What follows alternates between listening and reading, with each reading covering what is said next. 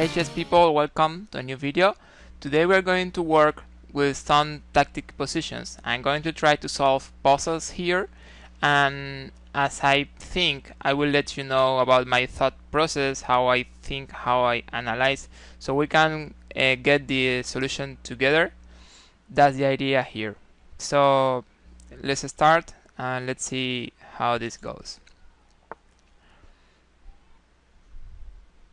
In this one it is black to move, so the first thing you should do when you're analyzing a position, a tactic position, or any new position is to analyze the material. So always take a look at the material, because according to the material relation there might be different kind of moves on the board. So as I can see here, we have both queens, rooks, a minor piece, and 7 against 7 pawns. So the material is balanced right now. Now we can try to calculate things keeping that in mind. The first move I'm thinking about is rook takes b2. This seems nice because I could be extracting the king a little to the center. After the king takes, I have a move like queen b4, and at least I can take the knight. However, that's not something really strong, because I will be taking a pawn and a knight as I sacrificed a rook. And after this move, rook takes, queen b4, let's say the king goes to c1, which is I guess the best move. I can take here on c3, and then what? I'm threatening queen a1, and that's good, but he will have a way to stop that, maybe.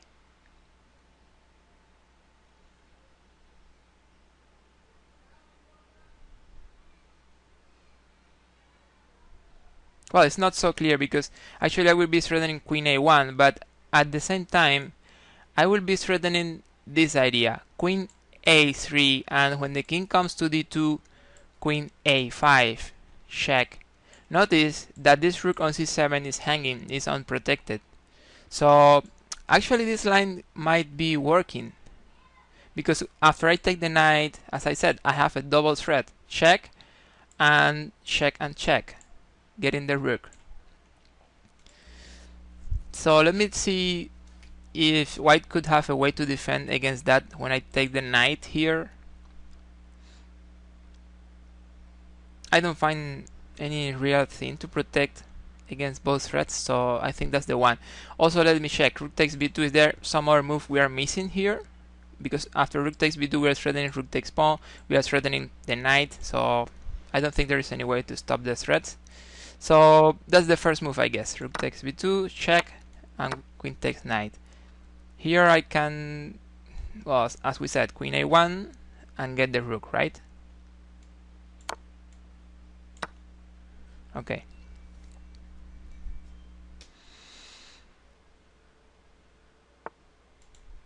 So let's see this one. The material relation, we are more or less the same. I think white has a pawn up here. So that's the situation. We need to find the best move for white, and we have a pawn up right now. Okay, well, there's a pin here.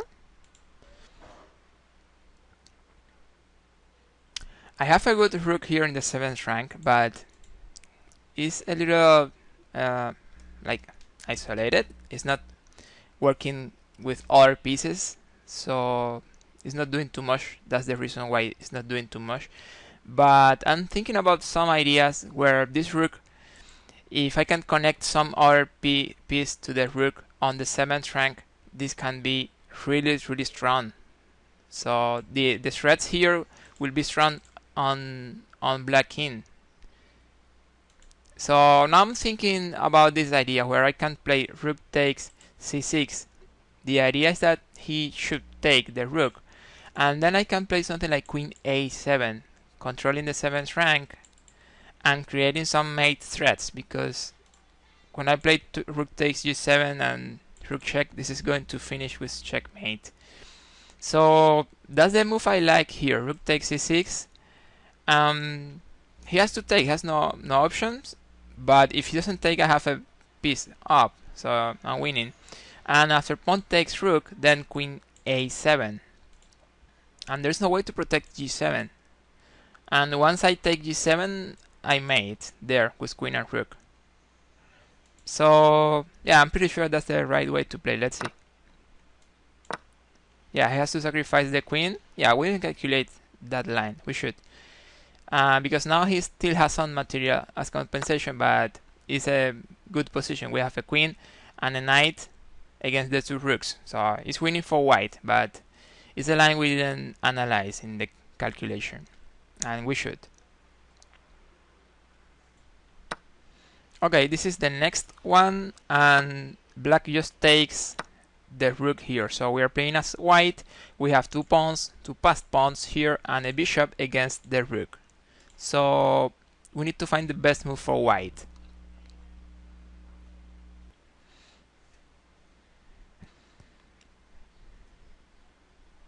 Well, the most logical move in this position is to advance the pawn, the b pawn, because of course the only way to win would be by advancing one of the passed pawns, I guess, and I cannot advance this one because the rook is controlling. So the most logical move in this position is b6, and then he should play rook takes e5. So he's getting rid of the other passed pawn. He needs to do that, otherwise this is going to be another threat. So b6, rook takes e5, and then what? I'm thinking b7, but it doesn't work. He's going to play rook b5, and he gets at least a draw because he can sacrifice the rook whenever he wants. So the move I'm thinking about is this bishop d3, avoiding this rook b5. This is actually a very nice move because I'm removing the access of the rook to the b file. Another possibility for the rook to get the b file can be over e1, but the bishop is controlling there. And over e2, the bishop is controlling here. Over e3, it doesn't make sense because the bishop is there, so the rook is not coming here. And over e6, I can play this, check and capture. I mean, check and capture. And I'm winning. So this move is very annoying. He doesn't have a way to play. So what can he do after bishop d3? I'm thinking something like rook, because he doesn't have checks. Notice that the bishop is controlling this. So I'm thinking something like rook h5. The idea is that after I play b7, he can check here. But then I'm thinking that I can do this check with the bishop, and this bishop is going to help me to block the checks in the back rank. So bishop check, the king is going to move somewhere, let's say king a3, and then I can play b7. I think this is winning, because if checks, I block. So he doesn't have any other good idea here. Maybe some check here, I move my king, maybe some other check, and then I move my king, and I think this is winning here. Okay, so let me check everything. So I play b6, he has to take the pawn, because this is also a very big threat, and then I play bishop d3. And he doesn't have a way to come to the b5, because the bishop here is very strong, and also his king is in a light square, and that's not good. So the rook is not coming to the b file, but the rook may come to the h file, trying to get the back rank. So rook h5, and then we set bishop c4, and then the king moves, and then b7, and this is winning. Yeah. Well, let's see if this is fine. And then bishop d3, rook h5. We set bishop c4 here, and we set b7 here. Well, we didn't see that move, but this is interesting because there might be some trick here. Yeah, if I promote to queen here, he's going to have some stalemate ideas. He's going to play rook f7 check. The idea is that if I take with either king or bishop, this is a stalemate. We didn't calculate that, although it's not that easy to see this line in the calculation. So very nice variation, this one. So rook h7, what do we play? So after the check, I can still move the king, but let's say king e8 is not working because he plays rook f8, and then I have to take, otherwise I lose my queen, and then it's a draw. So I can still play king g8, but then yeah, more checks, and I'm still in trouble there. So what can we play here?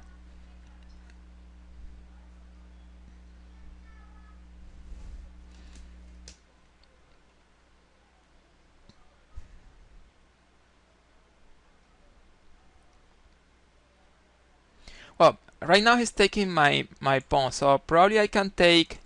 I mean, I can play bishop f7, avoiding that capture, and then I'm threatening promotion. So that seems fine. Bishop f7, and then promoting. Yeah. I don't see a way black can play against that, so I'm going to try it with bishop f7, check. I block now, and that's the way to win. Yeah. So whatever he plays now, I'm promoting here.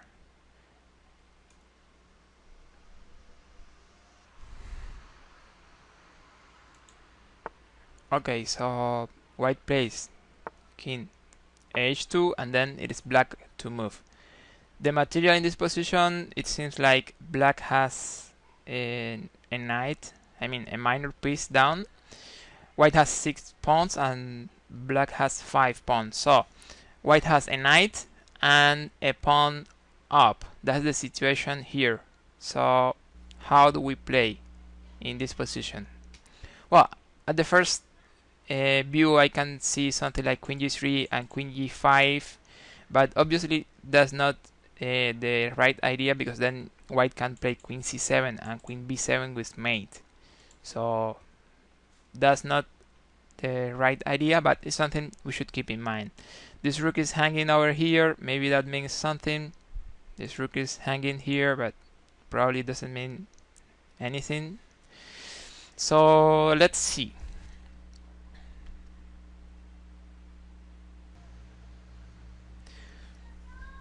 Well, I'm analyzing some variation here where I play queen g3 in the first move. The king is going to come somewhere over here, and then I'm thinking to play this rook c8. The idea, well, actually after queen g3 the king has to come to g1 because I'm threatening mate here on f1. So queen g3, king g1, and then rook c8. The idea is that I'm threatening the queen, and if the queen doesn't move to some good square, I can even mate here on c1. So let's see after rook c8 what can white play in that position.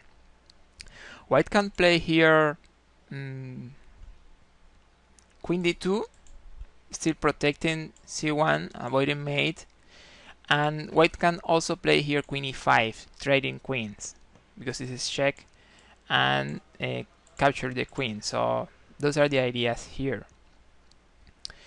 So queen a5, I think I have a way to win against that, because I can trade queens here, and then I can play rook c1. The king has to go to h2, and then I can come with the other rook to f1, threatening mate here, and there's no way to stop that. Maybe the only way is just advance the pawn, and then I will have mate with this rook. So I'm going to repeat that because that's probably a little confusing and a little long, maybe too many moves. So I'm going to say it slowly. Queen g3, king u1, and then rook c8. The queen may come here to trade, and then I take, white takes, and then I play rook c1. The king comes to h2, and then the other rook may come to f1, threatening mate here with both rooks in the same line. So he has to play g something, and then I play rook f2, or even rook c2, checkmate. So after queen g3 and rook c8, this is not a good move. But what happens after the queen comes here to d2, controlling c1? So that's the next question. Queen g3, king g1, rook c8, and queen d2. Well, right now I can see a way to get a draw, although I'm not sure that's what we are looking for, but that's something. So I'm analyzing this move, rook c2. The idea is to deflect the queen, so my queen may come here to e1. I think I can get a draw there. I don't think I can win, because he's still threatening things here. So I cannot really win, but I have a draw by repetition here with perpetual check.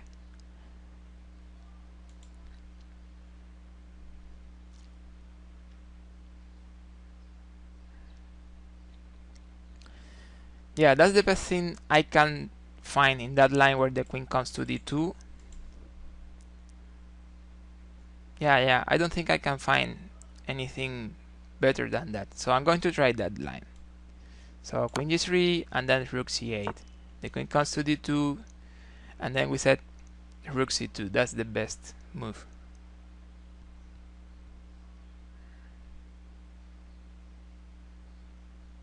Yeah, I think that's the best. Rook c2.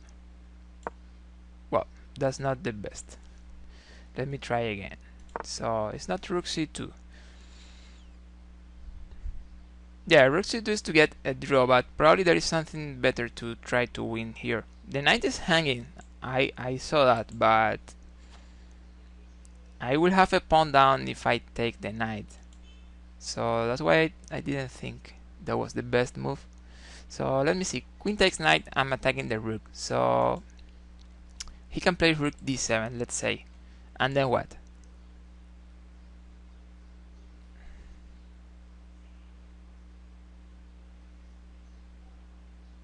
I have a good position, but I don't think it's winning. Well, after rook d7, I'm thinking about this idea. Queen f5, attacking the queen and also threatening queen f1. This might be something.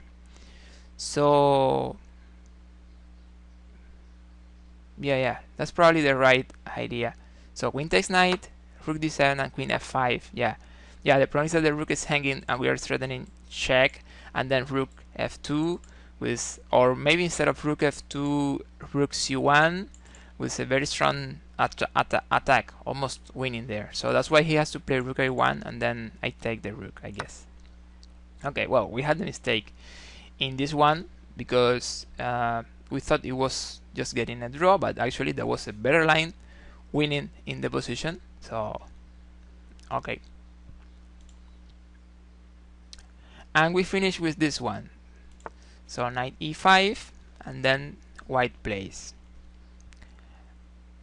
Well, black has, like, we can say, like 4 pawns up. That's the material relation here, but of course they have some problems, some development problems here. And also notice that all white pieces are very good. I mean, the rook is not doing too much right now, but it's ready to come. So let's see. Yeah, the first line coming to my mind here is this rook takes g7. The idea is that after king takes, I can play this rook g1, and if the king comes to h8, I think I will have checkmate with queen takes knight, pawn takes queen, bishop takes pawn. He has to block here, and then I sacrifice my bishop to deflect this rook. That's a good line. He has to take my bishop, and then I have rook g8 checkmate. So yeah, rook g7 seems very interesting. So let's see. Rook takes pawn, king takes rook, then rook g1, and then what are the possibilities for black? King h8 is the line we just saw. King h6 that I made here with queen h4. So the other line is going to be king f6.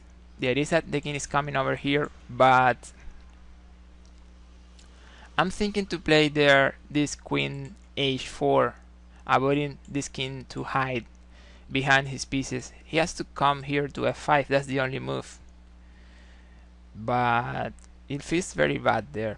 Yeah, yeah, I can play rook g5, check, the king has to come to f6, and then I can play rook takes knight, discover check, and this is winning. Yeah, so the first move is going to be rook takes g7, I'm sure, and then rook g1. Let's see what he plays. Well, this is the main line, so I sacrifice my queen because I know I will mate. Now deflecting this rook on f8 with this move, and then mate here on g8. Okay, so we're going to finish with this one. I hope you have enjoyed with this video. Thank you for watching. Don't forget to give me some likes if you think the video, the analysis, and the puzzles were good. So that's it. Thank you for watching. Don't forget to subscribe and see you in the next.